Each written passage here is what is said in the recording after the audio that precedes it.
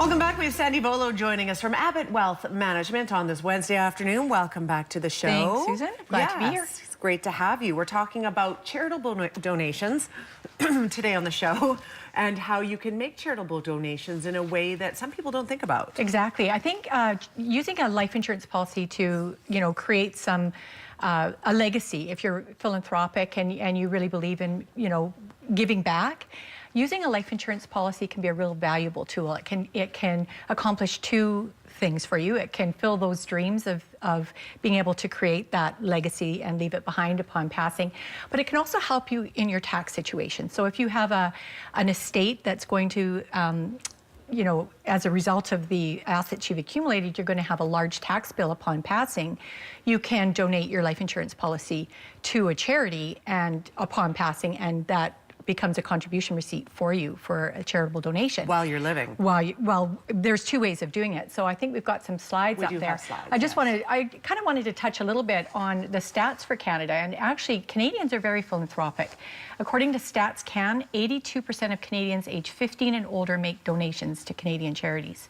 Canadians over the age of 55 represent more than 50% of the total donations made. And of course, we go on to making a charitable donation to a charity or a foundation provides a Canadian taxpayer with valuable non-refundable tax credits, and that thereby reduces your personal income tax. So it's it's interesting to know that we do definitely care about our charities and our foundations. So don't disqualify our foundations like the Thompson Rivers University, the Royal Inland Hospital Foundation. They're all great causes. And I know every one of us has been touched by something where, you would like to give back to that particular foundation, charity, organization, whatever it may be. Should we go on to the next slide? So the next slide will give us some information on, did you know you could take an existing insurance policy or a new policy. It doesn't have to be one that you've had in place for a while. Okay. And you can use that to receive non-refundable tax credits, and that'll help reduce your tax burden. By giving the policy to a charity or a foundation that you're passionate about, I think it like I said, it accomplishes two things. It gives you that great feeling that you have made a contribution to something worthwhile, but also can help your estate at the end of the day. So the first option would be to designate a charity or foundation just as a beneficiary of a life insurance policy. That way you can stipulate more than one charity if you're doing it just as a beneficiary. You also maintain control of your insurance policy. So at some point in time, should you decide you want to switch charities or add a different one, you just need to redo your beneficiary designation. The second would be to name your estate as the beneficiary and leave those instructions in your will. Again, you can name more than one organization as the beneficiary or as the beneficiary in your will.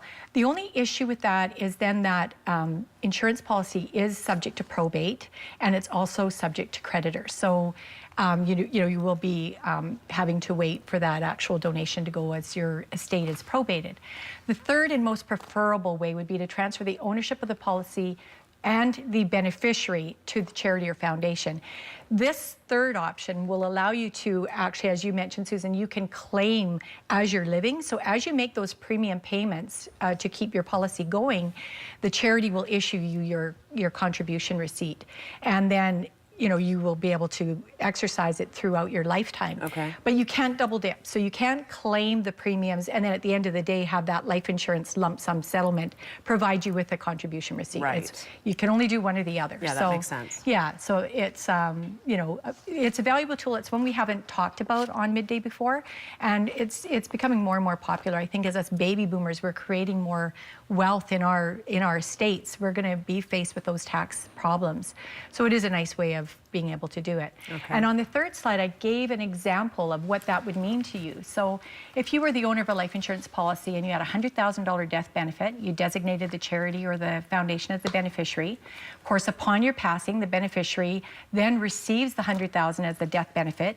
Your estate receives the $100,000 contribution, and this is what it means to you as a result with the federal tax credit. So with $100,000, you've got your federal tax credit and your provincial tax credit. So combined, that's a $43,652 tax credit that can go against your estate.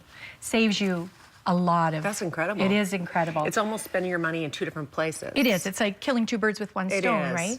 But, and while the income tax deduction is welcome, the most attractive advantage of donating is to fill that desire that you have. Leave that legacy to whatever foundation that has helped you in your lifetime or helped a family member, and it means something to you. Exactly. I think it's really worthwhile looking at it. Yeah.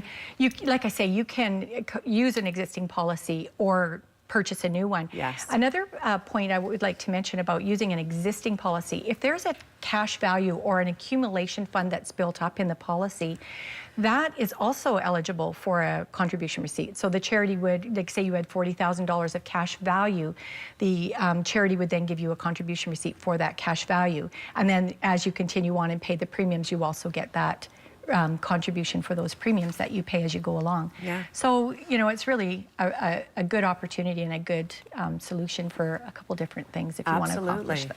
Good to know. I have never thought about this either, so it's something we're thinking about for people who are thinking about leaving a legacy or wanting to leave their mark. Definitely. All right, Sandy, Great. thank you. You're welcome. Thanks for having me. You are very welcome. And if you would like to learn more about this, you can absolutely contact Abbott Wealth at abbottwealth.com. Phone number on the screen as well, 372-3736. We're back after a quick break. Stay with us.